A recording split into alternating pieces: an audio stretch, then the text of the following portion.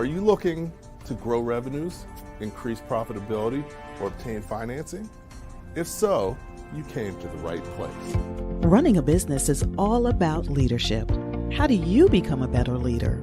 Learn from the successful entrepreneurs and business owners how to lead your organization more effectively.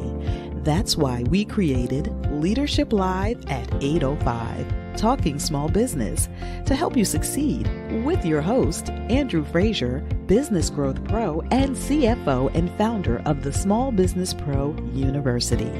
Every Tuesday evening at 8 p.m. Eastern, we're joined by experienced entrepreneurs and business owners who share their secrets to success via Livestream. Also, every Friday morning, we release a new podcast episode. Either way, you will learn about developing your business leadership skills from our roster of highly performing guest experts. Leadership Live is one of the many valuable resources provided through the Small Business Pro University, empowering business owners to learn, profit, and grow.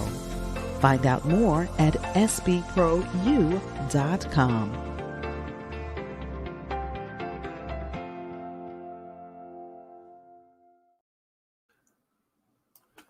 Good evening and welcome to Leadership Live at 8:05 Talking Small Business. I'm your host, Andrew Frazier, and it's great to be back with you on Tuesday evening once again. As you know, at the end of the day, your business can only go as far as you're prepared to take it. Based on that, it's key for you to be able to develop your leadership skills so you can become a more effective leader and be more successful in business. So that's really what tonight is all about. Tonight, our topic is on the secret to scaling, which is a really important topic. One, because everybody talks about scaling, but not everybody knows what it really means. So we're going to go into that a little bit more, but then also, how do you scale? Our guest tonight is an expert at that and really integrates systems and processes together that can help you scale faster and easier. So excited about having Mike Dallas-Petersen on, and we're going to be talking small business. Hey, Mike, how you doing today? Great. How are you? Excellent. Thanks for joining me tonight. Excited to really have a chance to chat with you. Definitely, I know our audience wants to learn a lot from you, but not just the audience. I want to learn from you. So I think, definitely taking a personal interest in this because you can never know too much about this stuff. So welcome, everybody. Welcome, Mike. So you're here from Canada, right? Correct. Yeah. So I live in a small town in southern British Columbia, Canada. So west coast. We almost border the Washington State. So I'm about an hour and a half away from Washington State border there. So, Okay. But I'm actually moving actually a little further south here next week. To be honest with you, that's why I got the background doesn't have any pictures anymore. But moving next week up to an even smaller community called Quesnel. So, yeah. Okay, great. So no, that's cool. So I'm glad we caught you before you left.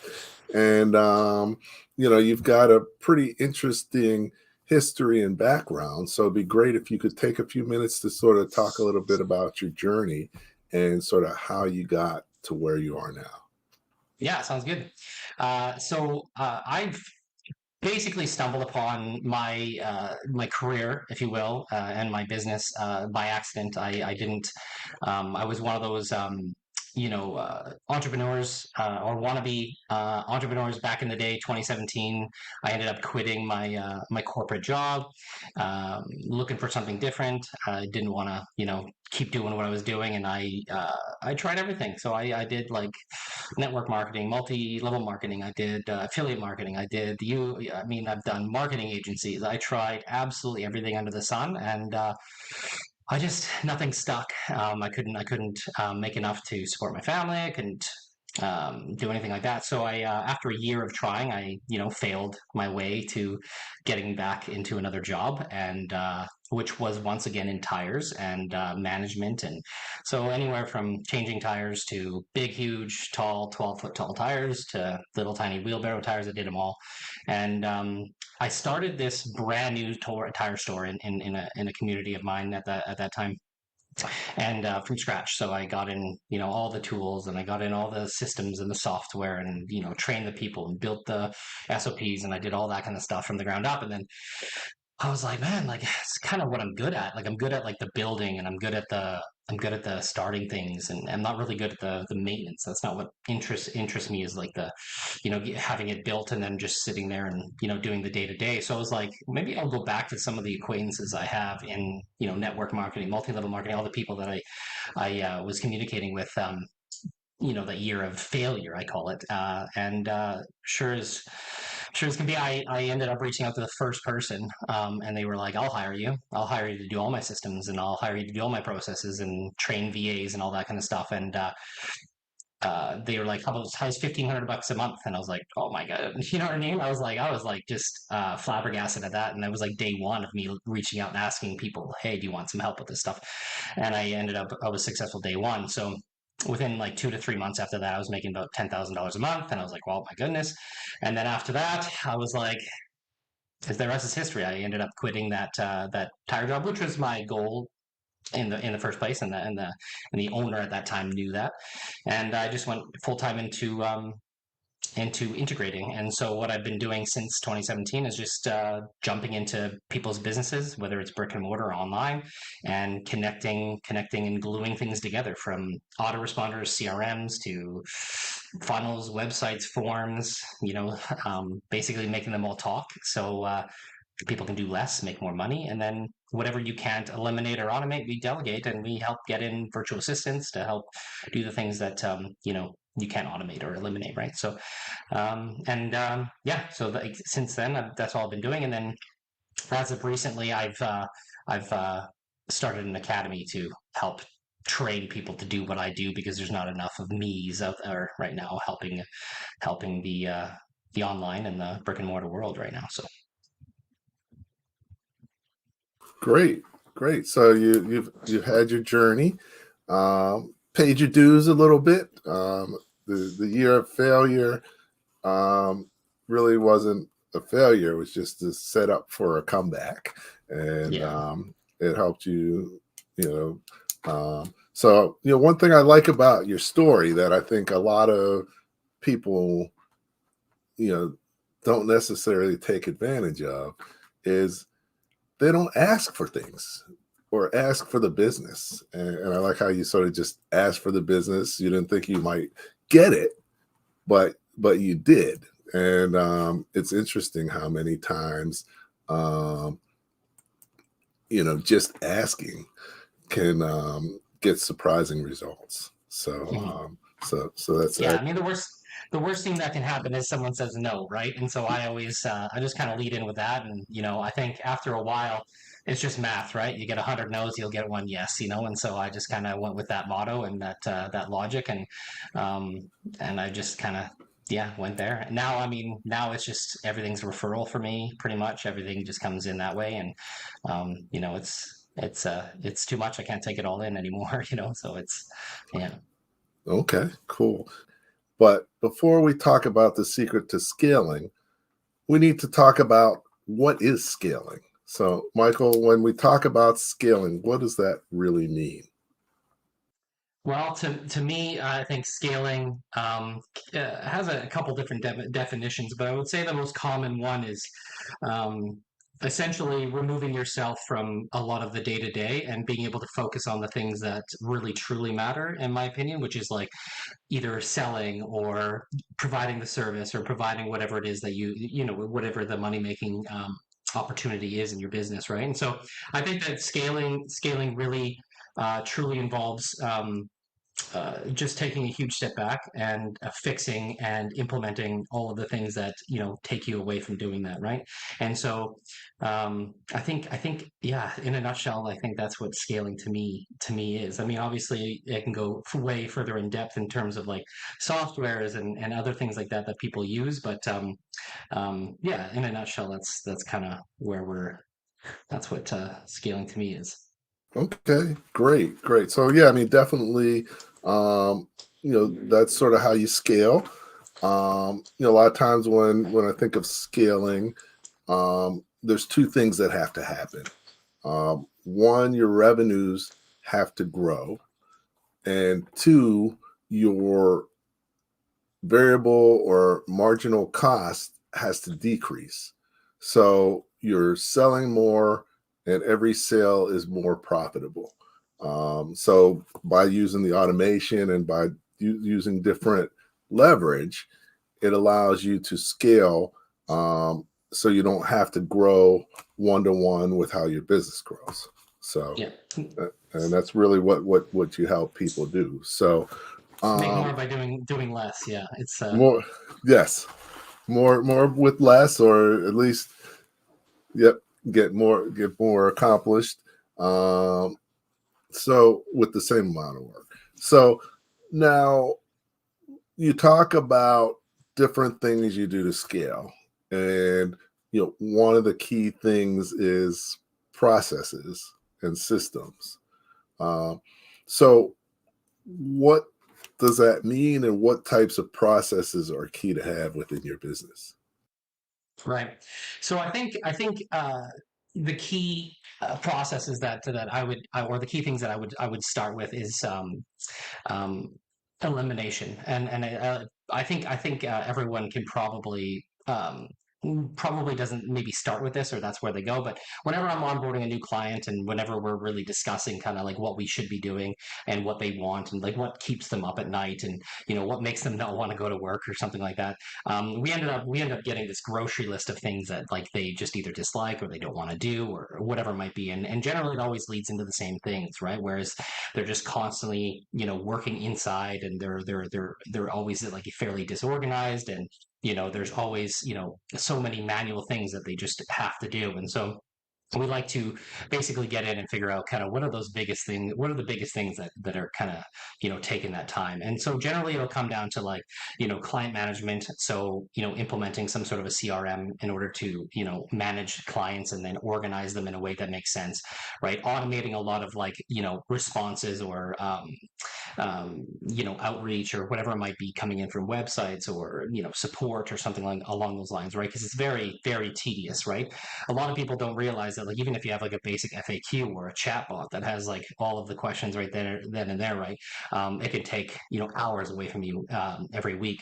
And so kind of jumping in and beginning with those like tiny little, they seem like big things, but the tiny little things that keep people up at night and waste a lot of their time from doing the real things that are actually making money. We start with that stuff, and so I would say that's where we begin. We begin with number one, yeah, just getting the grocery list out of the way, getting their sales process and like their either their fulfillment or their sales. Like it's sometimes both, but most times it's a lot of either one or the other. It's either the sales is really disorganized and we got to organize the pipelines, or it's the fulfillment, right? And the fulfillment and like onboarding or getting the actual job done or providing whatever service it might be, right? And so by organizing all of that and getting the automation process done, it's one of the key things. And I guess I can go into an example is the other day I was working with an Airbnb coaching business, and so they teach other people how to start Airbnbs. They have 60 of their own rental units, and in their coaching business, they have this when someone pays, they have to get a contract signed, and they have to get a lot of the onboarding done. They have to watch a video, and then they have to get some initial kind of information from them. And so what they were doing is someone would pay, and then 10 or maybe 1 to 10 hours later they would send them the contract, and then they would sign the contract, and as soon as that was done then they would have to manually do all of that onboarding. And so what I was able to do is like automatically, once a payment and a new customer was created, send a contract, and then as soon as that's done, and someone sign that contract, it sends them the onboarding, and all the onboarding is in one page and has all the forms there for them to automatically submit. And so I took that process that sometimes took over a day to 2 days to get done. I took it, they could get it done in the first hour to 2 hours of actually payment, right? And so that's just one small example of the things that, like, that was keeping up that business owner up at night, right? They were just not happy with that process, and sometimes it was leading to refunds or chargebacks and things like that, right? So um, yeah, I hope that answers that question. Okay, no, definitely. Starting out with elimination, and really eliminate key things that aren't core to what the business owner needs to do. I always tell people, focus on what you do best and most profitably, and try and find other ways to accomplish the other things. So that's right on spot. So you're automating these things. Why isn't it that they just don't do it themselves? What keeps people from doing this? Because what I found is most business owners never get beyond working in their business and never working on their business, and this is one of the key steps in being able to do that. Right. I don't know if there's like a perfectly right answer here, but I think it's the same reason why people walk past that project they've been not doing in their house forever or something like that, or like that thing in the backyard that never gets done. It's just one of those things that, like, it's easier to, like, just do the day to day, get it done, and go home and have a nice rest and then come back to work the next day, than to actually get this thing that would actually save you a ton of time. And I don't understand the human behavior behind it. One of it, I think people are are scared of the tech. People are scared of the possible failure or wasting their time on maybe learning something or trying to implement something themselves. They just don't think they can do it, or they just don't understand it, or they think they don't understand it. And the next thing is they might not know the right people, right? And the world, especially the online world right now, is filled with a lot of amateurs, or a lot of scam artists, or a lot of people saying they know things and they really don't. And so I think people have a bit of shock or hesitation with hiring the wrong person and getting a shoddy job done. And sometimes, like, especially in my world, like, if you're hiring me to, get, a month's worth of work done or something like that, it's not like, hiring a $20 an hour, labor, right? So sometimes, that is a bit expensive to get someone else in to help you, right? So either way, I think it's a number of reasons. I don't think there's an exact reason why, but I think it boils down to the fact that people are genuinely just, like, either scared or don't know, and it's easier just to not know and not do it than to actually step in and do it. And then hiring someone is always really scary, right? Especially at the beginning stages or the early stages of your business. Getting new people in and, like, delegating and letting things go is really hard for people. People just like to do it all, right? Because they're just used to it and it's their way or the highway kind of thing, right? And so I think those are some key points in regards to, like, why. I like the analogy of, like, the projects at home, the honey-do list, if you will, the never getting done kind of thing, right? It's just you always walk past it, you never get it done. You always know you should be doing it, but it doesn't actually get done, right? So So, yeah. okay, well, good thing my wife's not listening in, because that would just remind her of things that I Yeah. haven't done. Mine too. Yeah. So no, I think that's a good example. I think also, when you're saying that people are afraid, or just don't know how to do it, that definitely sometimes is a piece of it. So there's different reasons why they may or may not do it, but at the end of the day, to stay competitive in business, it's important to figure out ways to integrate your business in different ways, so that everything's aligned, everything's as efficient and as effective as possible.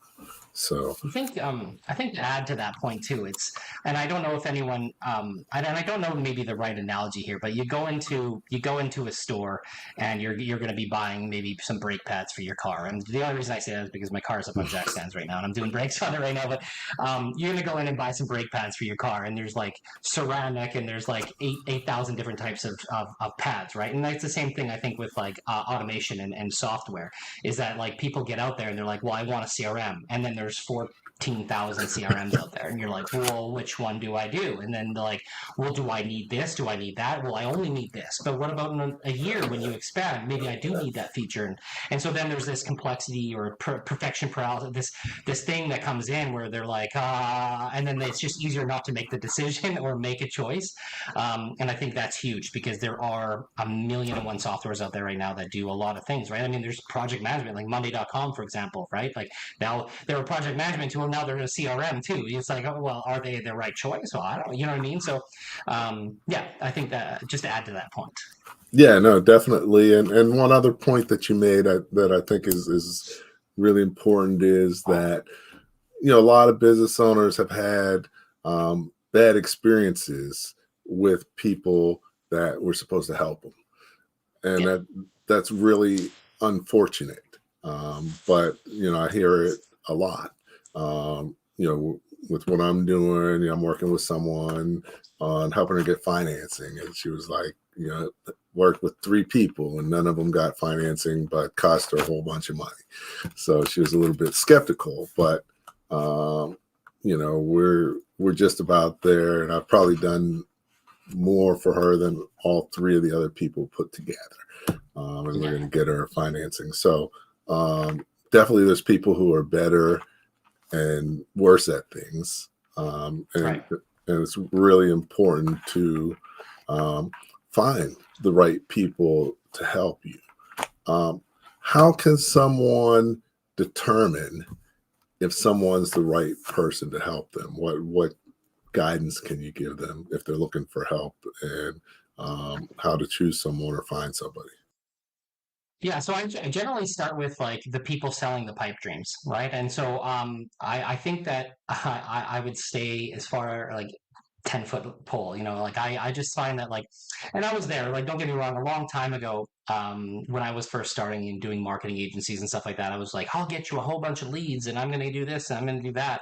And I just think that's like such a wrong approach, because, you know, there's so much more to the business than just piling a bunch of leads on this business owner than just, that they just get overwhelmed and it still doesn't work, right? And so I think like people that are selling the pipe dream and like, I'll get you a whole bunch of leads, you're going to increase your revenue really quickly, and all that kind of stuff. I think it's just like you really got to take a step back and just really take the emotion out of it if you can, and just go like, really, is what he's saying or she or whoever is selling them or trying to sell you, is what they're saying really just it really sound too good to be true? And generally it always is. And I'm my most honest person when I go into a sales call or I'm jumping on a call with a person, and I'm like, I'm just extremely logical. I'm like, I have no idea how long this is going to take.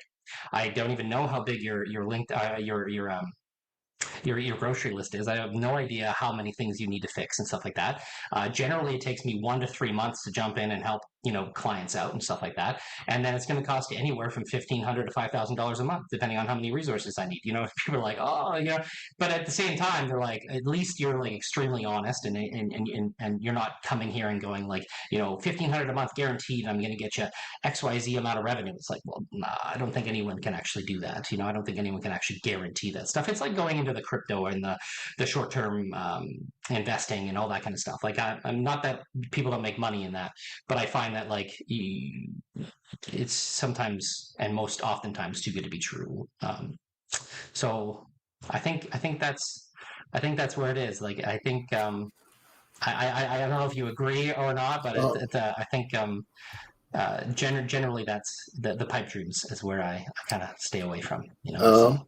I think that's a great way to put it, because yeah, I mean, I usually tell people like the best people to get financing from is the people who aren't trying to give it to you, because usually they're going to give you the best terms and not take advantage of you. And you know, sometimes if the sales pitch is too hard and too good, Many times they're more interested in getting your money than helping you. So, And so understanding your true pain point, understanding your true objective, I think is really hard. Like most people are like, well, I need more business, so I need more leads. But then they don't realize that, like, okay, well, my sales process and my outreach and my lead generation process and my fulfillment and my onboarding and all this process, all these aren't really functioning and working well either.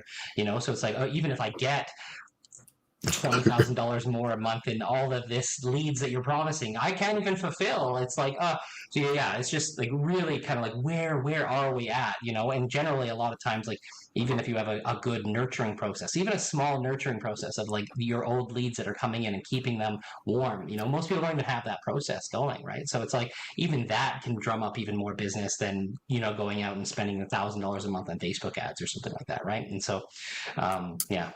yeah, and that just speaks to having your business aligned and integrated.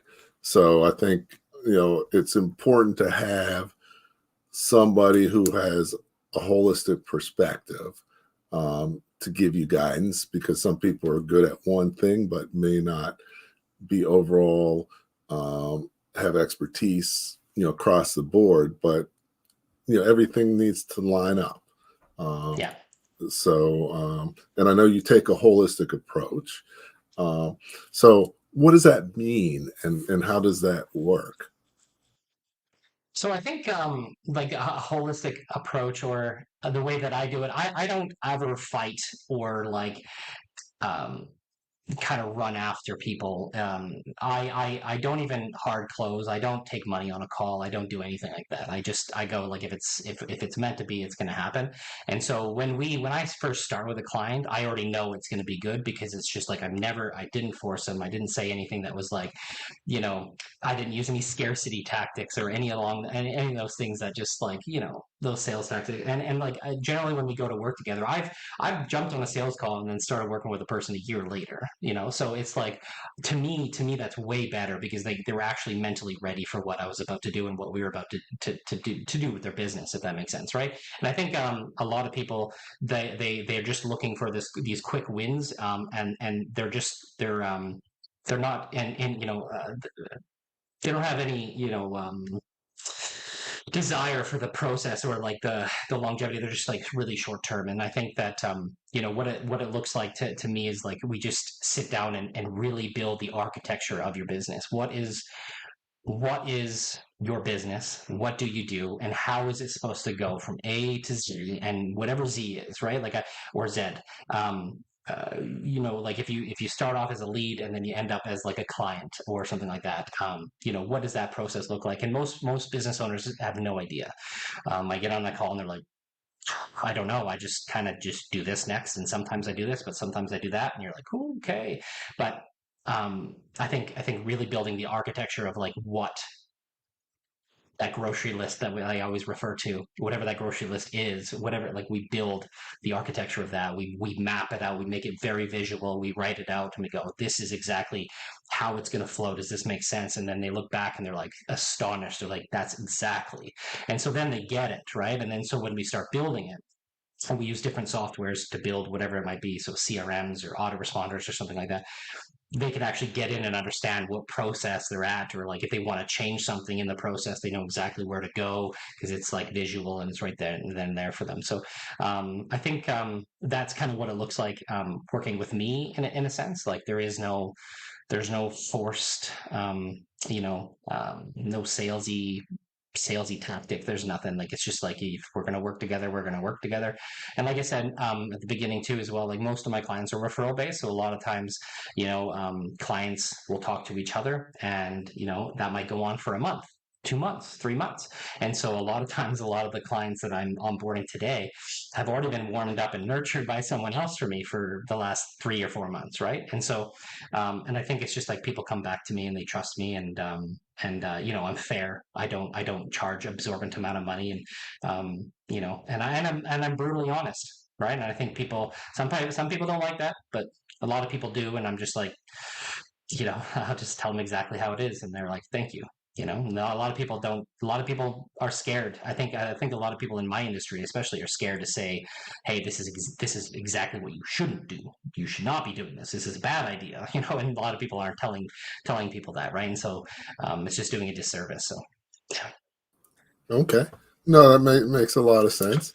One thing I think that, um, we're talking about is, if you're going to buy something, you need to know something about what you're buying. And many people just go in assuming that the person who they're talking to is going to just um, be the right person without even understanding what you're trying to buy. Um, I get that a lot, because people assume that their accountant is a finance person and can help them get financing. And many times your accountant hurts you because they make sure you don't pay any taxes, but you're not showing any income. So then when you go to get financing, they're like, you didn't make any money. So, yeah, I just went through that. I just went through that. No word of a lie. I've gone through 4 accountants in the last 3 years, I think, and you're 100% right. Like I've gotten recommendation. I went with the big, huge Manning Elliott cross-border, accounting firms and huge, and then like no advice, no recommendations, no nothing. I have like no income, and it's like only dividends, and I'm like, and then my mortgage broker comes up to me, he's like, I don't know if I can help you. I don't know if you can get a house. And I'm like, well, what do you mean? But, so like it was just a huge mess. Right now, I've got this guy. He's like a solopreneur. He's got one employee, but he's like this machine. This guy that like he knows all this stuff. And like the one thing that I did differently than I did is I got on the first 2 people that I got on calls with. I jumped on. I was like, yeah, let's go. Let's get started. You know what I mean? I didn't ask questions. Didn't do anything. This third one, I was like, okay, I gotta learn my lesson, Mike. Follow your own advice. Ask some freaking questions. So, I jumped on a call with this guy and I grilled him for a long time. And then I was like, I'm like, by the end of the call, I was like, I felt really good about this. And within my first month, I was like, my goodness, like everything was changing. I had like 10 emails. And then all of a sudden now I'm like, it's 1 email a month. And I'm like, wow, this is like actually really where my mortgage broker's happier. I just bought a house. Everything was approved. It's anyways, it's just, yeah, you're 100% right. So yeah, so definitely vetting people is key. So one of the big challenges is most people don't go into business to market and sell, but when you're a business owner, marketing and selling is your most important job.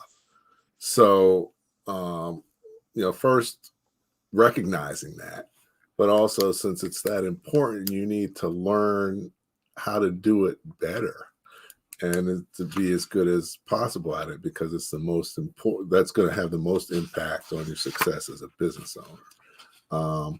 So you probably run into a lot of people like me who really don't know much of anything about marketing and sales. How do you help them to understand what those things are, and especially enough so that they can understand what you're even doing for them? Mhm.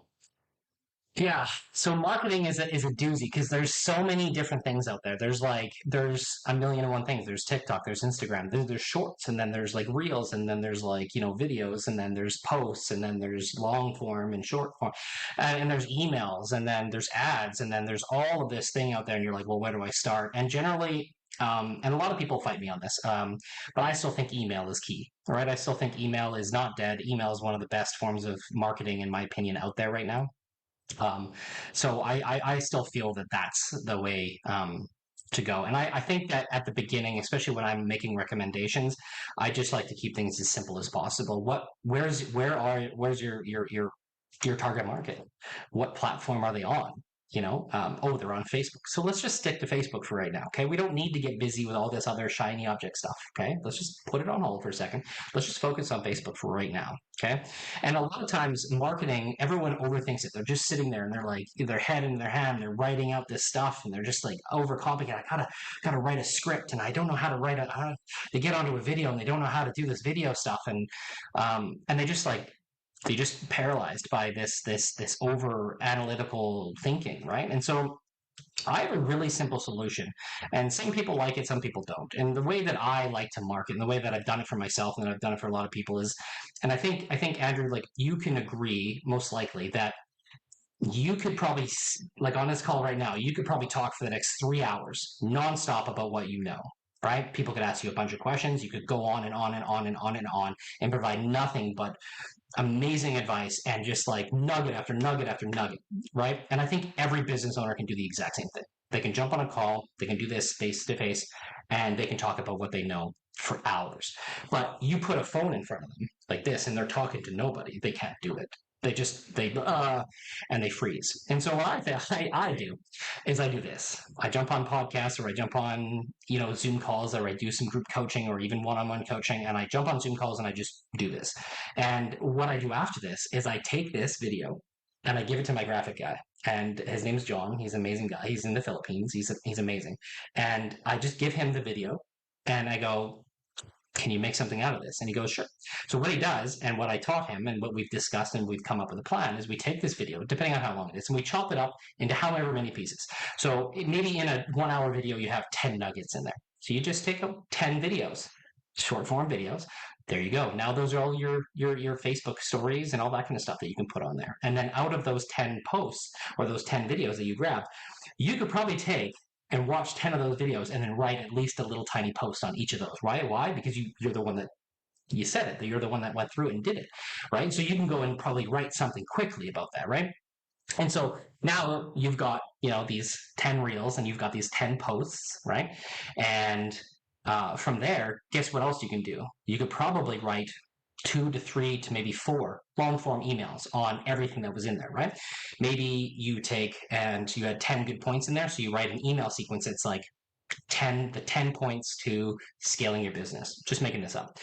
And so now you have 10 long form emails, right? And then what you do is maybe you just simplify those emails and you write them into, 10 or 20 short form emails.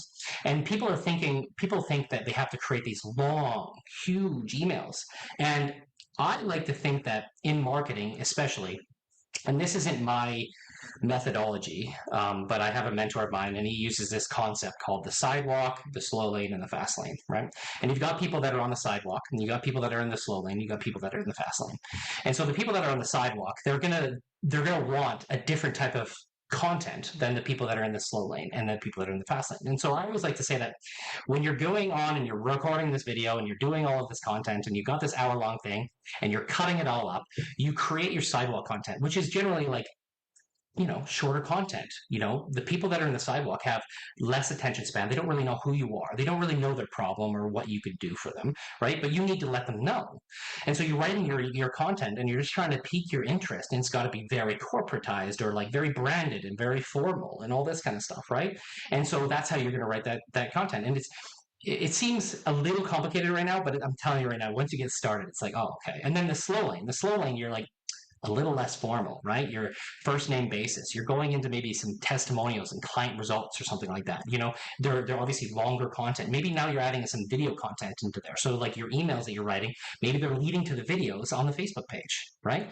And so as you're building this content and you're building your lanes, I like to call it your lanes, you're going from the sidewalk, which is like short form, to slow lane, which is a little bit longer, to the fast lane, which is like long form, right? Now they're going to watch that whole hour video that you did, but they basically started in the sidewalk, watched a bunch of content, or they read a bunch of content, and then they went into your slow lane and they got some longer content, and they're like, you know what, now I'm ready. Now they go in and watch your fast lane stuff, which is like, now the commitment's way up there. So when people get into your fast lane, they're actually really ready to buy.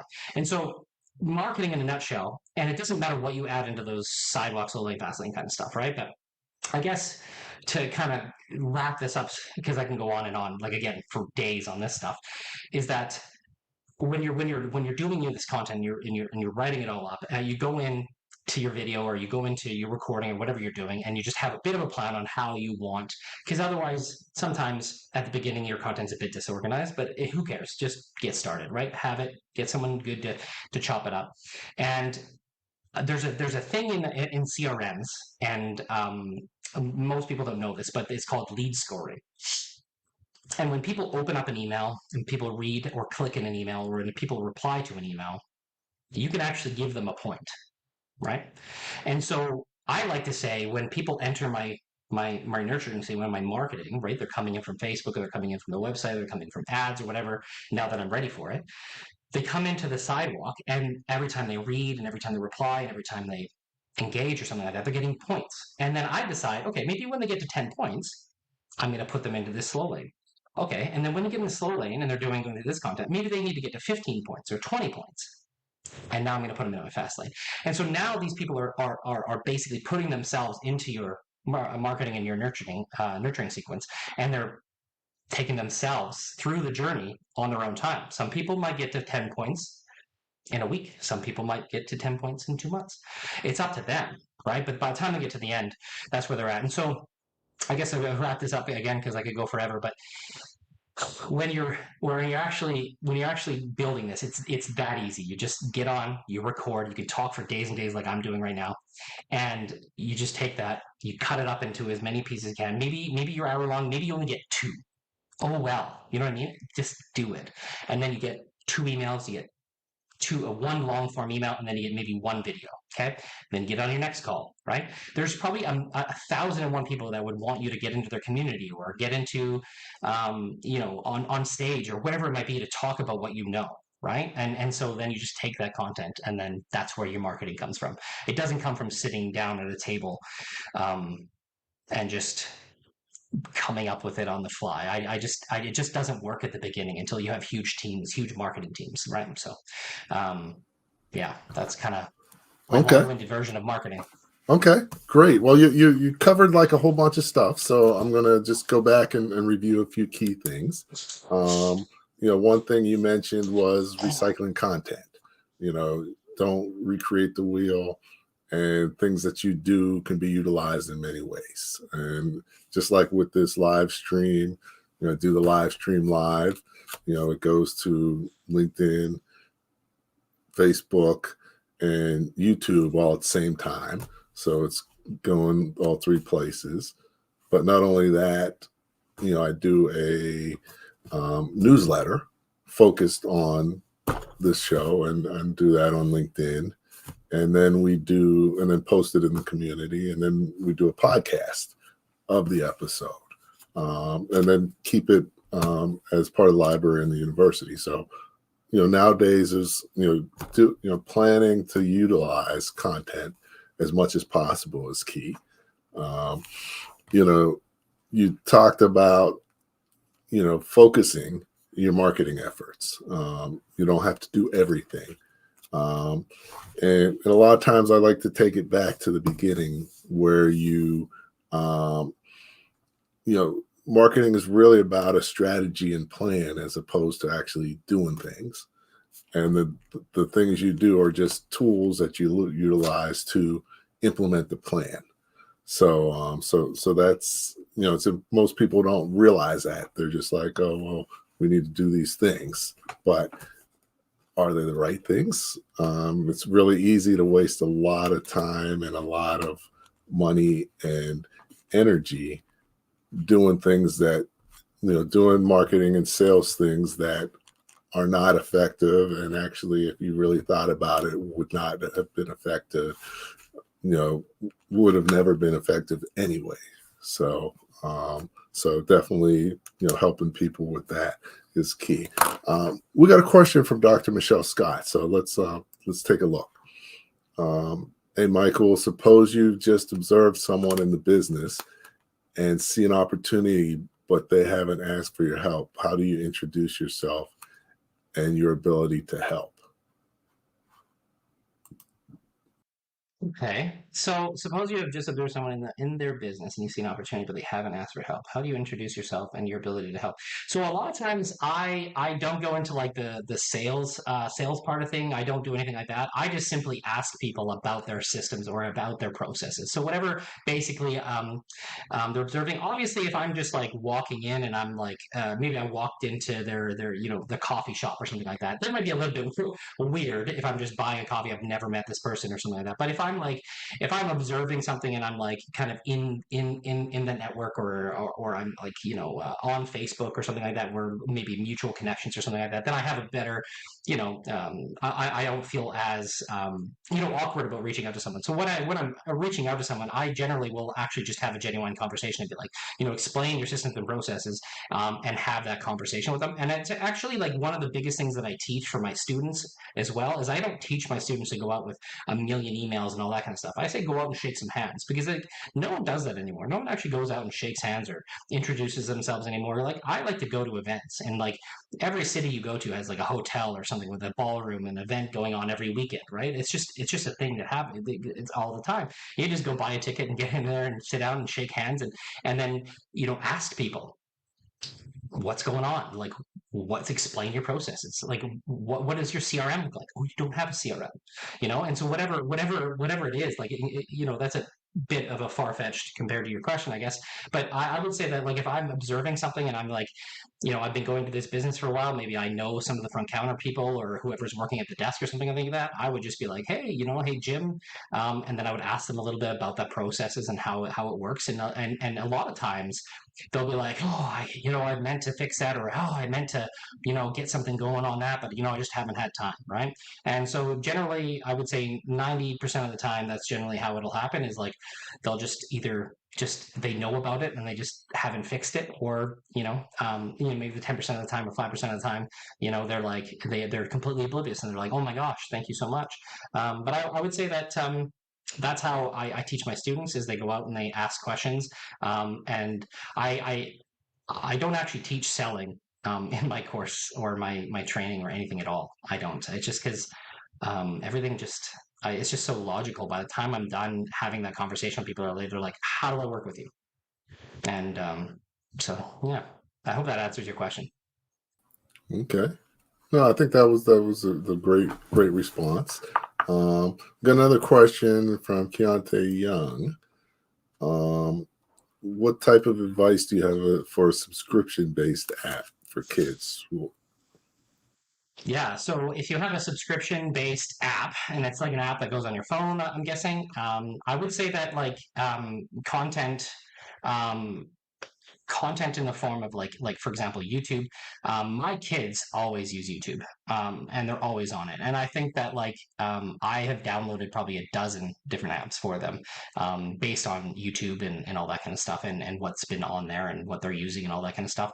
And I find that like it's not, I wouldn't say it's very easy. I think it's easier, putting out some kid content and getting quite a bit of views, especially like if it's your kids or someone, however it might work out, or along those lines. I mean, there's tons of different. I mean, you just go onto YouTube for Kids, and you'll see like the amount of content, and a lot of you look at it is like nowhere near the quality of like a regular YouTube video, right? So like you don't have to overthink, you don't have to do anything like that. I would say that YouTube is probably the number one way to get subscriptions. For an app for kids, in my opinion, using the community feature, especially for parents, so they can actually read what their kids can do on the app and all that kind of stuff. Maybe inside your video content, going over what the app can actually do and stuff like that. And then I don't know anything about your app, but maybe your app is very, very, what do you call it? Interactive, right? Where you could actually create videos in the app and then be like, hey, do you want to do things like this? Subscribe to my app or download my app, or whatever it might be, right? So I would say that would be number one. And then I would say that events is probably another one. If what you're doing for kids is very educational or it's very fun or something along those lines, in-person events is probably another really good way to, kids would love, or parents would love to just have their kids busy for an hour or two, right? And so I find that like having those events and putting on that, and then at the end of it going like, hey, do you want this kind of information, this type of education, whatever it might be for your kids as well? Download the app here, and there you go. You can do it for free, and I bet you, there's probably two ways, and that's just off the top of my head without actually really jumping into it. But the first 100 videos are going to be the hardest, and after the 100 videos, you're going to be like an absolute champ. But I kid with that, but you don't actually have to do 100 videos to get good. But just get in and just do them, right? Don't Right. think too much about it. So And it definitely gets easier. I was Yeah. one of the people who had a lot of difficulty creating videos, and even still somewhat, um, but much better than I was. And even when I started this show, it's been 3 years. I'm so much better than I was starting out. So, you got to It's continue to do things and learn and develop your skills. yeah, So, it's unnatural. It's not really like, you know what I mean? Like, you don't just like wake up in the morning and be like looking at like talking into it, something. You know what I mean? It's just not like, this is easier, you and I, but like even just like, doing a video solo with nothing around. It's like it's very awkward and weird. And like I just like, you know what I mean? Like it's 100% something that you have to exercise. It's like, I mean, I guess like not riding a bike, but doing new things like that are just like completely out of this, like it's just after a while, it's just gonna take some time, like changing a tire. Like you change one tire, you're gonna be terrible at it. Then 15 tires later, you're going to be not bad. And then 100 tires later, you're going to be really good. So, yeah. yeah. So, okay. Yeah.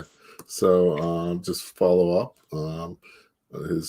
his app, and then also Dr. Michelle Scott says thanks for answering her question before.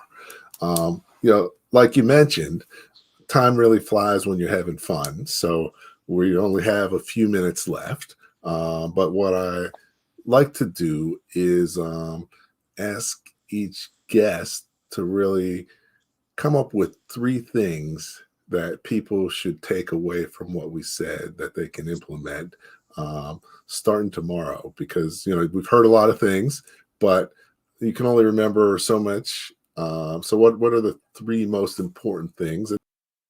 Number one is a mentor of some sorts. I think that whether or not, like, it depends on where you want to go. I've had 20 mentors over the years, right? And they I constantly, am looking for a person that's further than I am. So I think number one of the things that, is start looking for someone that's doing what you're doing, or has the solution that you're looking for, right? So, for example, like if you need systems and you need processes and you need help with your day to day or something like that, then maybe I am someone that you want to look up to and start following and asking questions and things like that, right?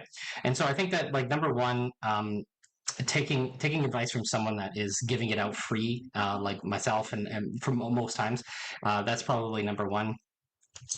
Another thing that I think that would be another key takeaway is to just stop overthinking and do. I think, like, once you've made a plan and once you know the direction that you need to go, I would just say just take action is number one. And I think that, like, from the beginning when I said I failed for a year, I think that I always like look at that. There's that infographic or that animation of some sort where it's like, a guy is climbing on a wall of failure, but as he gets, more failure stacks up to the point where he's at success, right? And I think, or she, and I think that that's number one. Is like you just need to fail your way upwards to the success, and I think like taking action gets you there a lot faster, especially if number one you're following with someone that is where you need to be, or doing, or has the information that you want.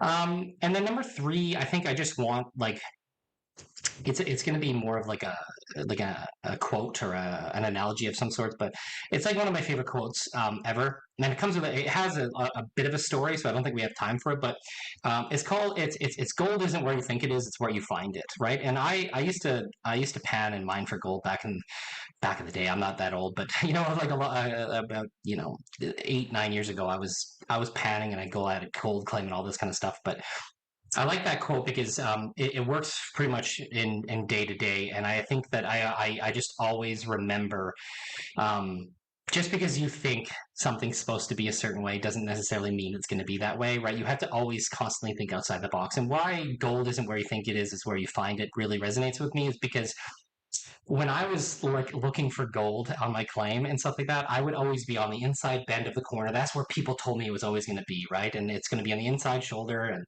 on the creek, it's going to be near, and it might be in some moss, it might be down a foot or something like that. But search there, and I was just never finding it until one day I went 600, 500 feet up this massive hill, it's huge washout embankment, and I dug one pan, went down. It was like the night sky of gold, and I was like, this is so weird. And the thing is like a long time ago, the river must have been way up there. And the crazy thing is like I ended up getting an ounce of gold out of that area, and it was like nowhere near the river.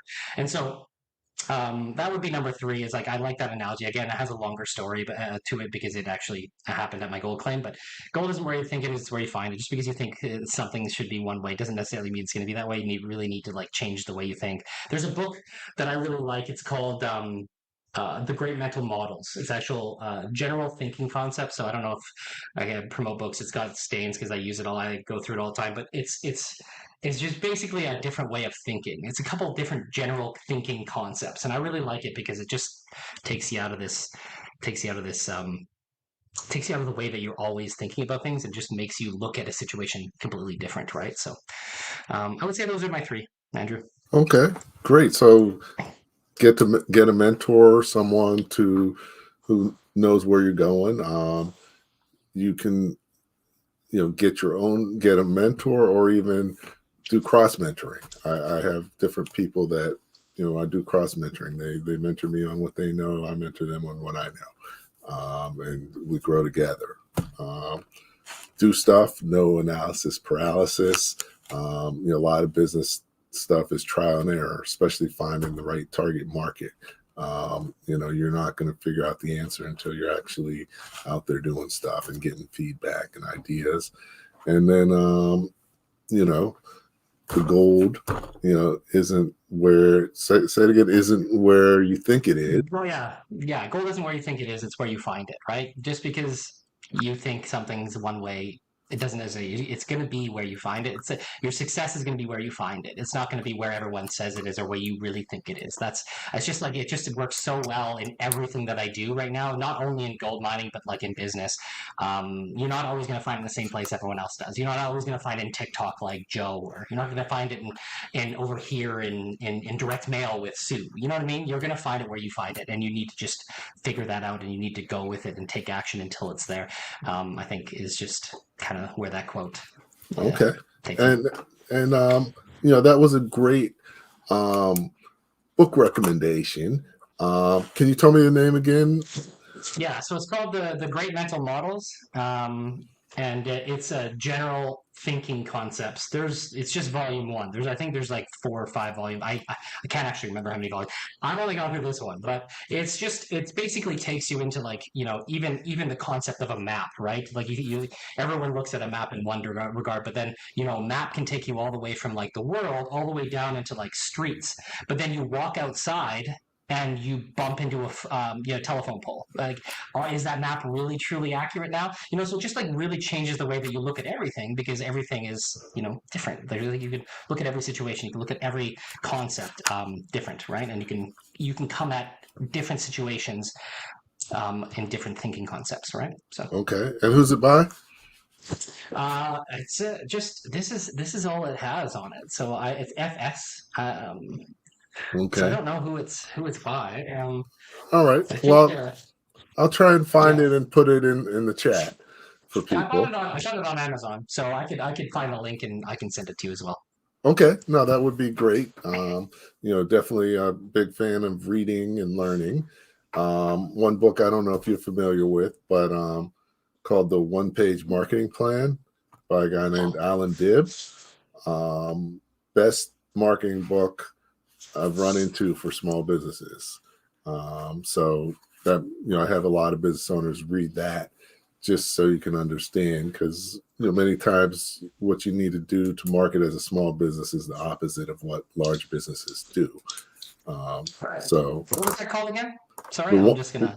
One-Page Marketing Plan by a guy named Alan, Allandib. Got it. Short read, but I think it takes you through the process that you take people through, but it's a great model. So I think you might find that helpful working with people. And he actually has a story called Acres of Diamonds. And basically saying that, people go look for diamonds all over, but usually they have diamonds in their backyard that they just haven't mined. So, so it's important to, check in your backyard. So a little bit like what you said. So, This has been great. I Mm, thank you for joining me, Michael. Definitely it's been valuable for the audience and upcoming people checking out the recording. So thanks for taking the time out of your busy schedule. Um, thanks for having me. Yeah, okay, great. And yeah, we'll have to connect a little bit more. Actually, if you can hang on for a minute, I'm just going to close things sure. out and we'll go from there. So once again, thanks for joining Leadership Live at 8:05 every Tuesday night. So definitely encourage you to check us out. Each week we've got a great guest, and looking forward to continuing to bring you valuable resources and knowledge that can help you run your business more effectively. So, at the end of the day, the more that you know, the faster and more successfully your business is going to grow. Thank you for listening to Leadership Live at 8:05, Talking Small Business. Subscribe to our YouTube channel and to the podcast on your favorite podcast platform. Leadership Live is one of the many valuable resources provided through the Small Business Pro University, empowering business owners to learn, profit, and grow. Find out more at sbpro.u.com.